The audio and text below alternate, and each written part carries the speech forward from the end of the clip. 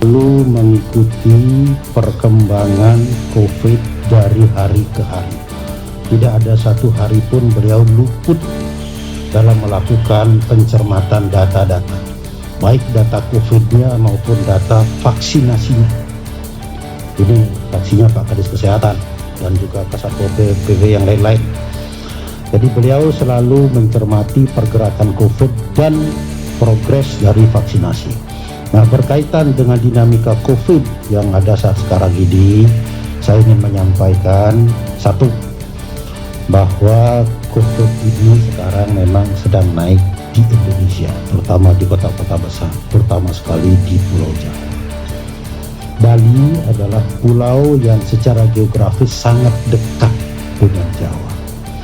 Karena itu maka lalu lintas pergerakan orang juga sangat tinggi. Maka di zaman saat sekarang ini tidak ada kekuatan apapun yang bisa menutup perbatasan, menutup border, tidak ada. Jadi pertanyaan tadi, apakah Pemprov Bali melakukan pengetatan? Jawabannya iya. Tapi pengetatan pintu masuk Bali tidak dilakukan dengan memperkecil pintunya, apalagi menutup, tidak. Tapi dengan menaikkan persyaratan untuk masuk Bali. Ya kan, kawan-kawan dulu masih ingat ketika COVID beberapa bulan yang lalu tinggi, maka kita di Bali menerapkan persyaratan yang paling tinggi seluruh Indonesia, yakni hanya membolehkan pelaku perjalanan dalam negeri yang menggunakan moda transportasi udara hanya boleh menggunakan hasil swab berbasis PCR.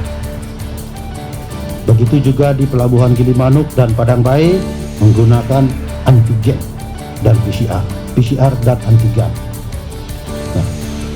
Selanjutnya COVID mulai melandai, kemudian kita perlu menggerakkan perekonomian kita. Pergerakan perekonomian kita sangat tergantung juga dengan mobilitas orang, ya kan, apalagi kita daerah pariwisata, bukan? Maka dari itu pintu dilebarkan, tentu dengan bukan memperbesar pintunya, tapi mengendorkan persyaratannya, yakni tidak tunggal atau tidak menggunakan persyaratan tunggal yakni basis PCR, tapi boleh menggunakan rapid antigen. Durasinya juga yang tadinya 2 kali 24 jam kita perpanjang menjadi 3 kali 24 jam. Setelah itu COVID terus melandai makin turun, maka kita turunkan lagi dengan mengizinkan penggunaan Ginos, ya kan? Mengizinkan penggunaan Ginos, sehingga arus orang ke Bali, pergerakan orang ke Bali dari transportasi udara memperlihatkan tren meningkat. Ya, dari sebelumnya ratusan, ribuan, kemarin sebelum 19 Juli itu kita sudah mencapai angka 10 ribuan per hari. 10 ribuan per hari. Tentu ini membantu menggerakkan perekonomian kita di Bali. Sekarang COVID naik lagi, ya kan? Naik lagi di daerah sebelah, daerah tetangga kita, Jakarta. Dan jangan lupa yang paling banyak datang dari ke Bali menggunakan moda transportasi udara ini adalah memang dari Jawa, ya kan, penerbangan terbanyak kan dari sana memang. Ya. Nah, kita juga mengalami hal yang sama, ada pergerakan naik dari kasus COVID-nya. Karena itu kita kendalikan lagi. Maka Bapak Gubernur langsung merespon setelah melihat perkembangan beberapa hari. Ya memang begitu kebijakan publik itu, kawan-kawan semua. Jadi tidak bisa kasus naik satu hari langsung keluarkan kebijakan, tidak. Beliau mencermati day to day. Tadinya saya juga begitu, ini fenomena harian. Naik dari sudah 30-an naik jadi 70-an, 100-an. Apakah ini akan terus naik? Kita lihat trennya. Jadi tidak bisa naik sehari 2 hari langsung ambil kebijakan, tidak bisa begitu. Pak Gubernur mencermati terus. Nah, ketika angkanya terus naik di atas 2 digit, maka beliau mengeluarkan surat edaran baru lagi, SE nomor 8 tahun 2021, yakni mengetatkan kembali persyaratan masuk ke Bali. Untuk moda transportasi udara menggunakan PCR, hanya PCR. Sekali lagi, hanya PCR. antigen genus untuk sementara kita tidak pakai. Nah, meskipun pintu tidak dipersempit tapi persyaratan ditingkatkan, itu artinya memperkecil, meningkatkan daya filtrasi kita untuk orang masuk ke Bali. Nah, sehingga kita berharap kalau untuk udara ini bisa diterapkan dengan baik, ya, karena di bandara keberangkatan pasti akan menjadikan PCR sebagai persyaratan untuk boarding. Tanpa itu nggak bisa. Jadi itu sudah berjalan di sisi bandara, sudah berjalan.